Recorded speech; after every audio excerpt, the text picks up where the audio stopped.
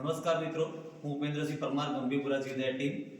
આજ રોજ અમારી ટીમને જાણ થઈ હતી ભાવેશભાઈ સગર દ્વારા કે એક નિરાધાર કાકા છે જે ઈડર બસ સ્ટેશનની સામે 2-3 દિવસથી ત્યાં પડી રહ્યા હતા. તો અમને જાણ થઈ તો અમે આજ રોજ ઈડર પોલીસ સ્ટેશનને જાણ કરી. એક વૃદ્ધાશ્રમ છે ઉમેદગઢ સેરેનિટી ફાઉન્ડેશન, જેમના સંચાલક છે વિનોદભાઈ ઠક્કર.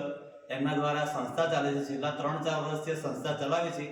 જો કે અમારી ઈચ્છા એવી છે કે વૃદ્ધાશ્રમ ભારતભરમાં હોવા જ ના જોઈએ, કે જેમના અહીંયા વૃદ્ધો મા બાપ અહીંયા મૂકી જતા હોય છે, વૃદ્ધાશ્રમ હોવા જ ના જોઈએ. પણ જે નિરાધાર પરિવાર છે, જેમના આગળ પાછળ કોઈ નથી, એવા વ્યક્તિના લીધે આ વિનોદભાઈ ઠક્કર જે સેવા કરી રહ્યા છે, એમને અમારી ટીમ વતીથી ખૂબ ખૂબ અભિનંદન આપીએ છીએ કે તમે આ સેવા આ રીતની કરો છો. તમે આ જોઈ શકો છો મિત્રો, આ વૃદ્ધાશ્રમ છે, ઉમેદગઢ ગામમાં આવેલ છે. આપને પણ કોઈ આપણા પરિવારમાં બીજા કોઈ વ્યક્તિ હોય નિરાધાર, કોઈ અમને મળે તો આ વૃદ્ધાશ્રમમાં મૂકવા માટે અમે વિનંતી કરી. અહીંયા હું થોડું કરેક્શન કરાવી દઉં કે આ વૃદ્ધાશ્રમ નથી.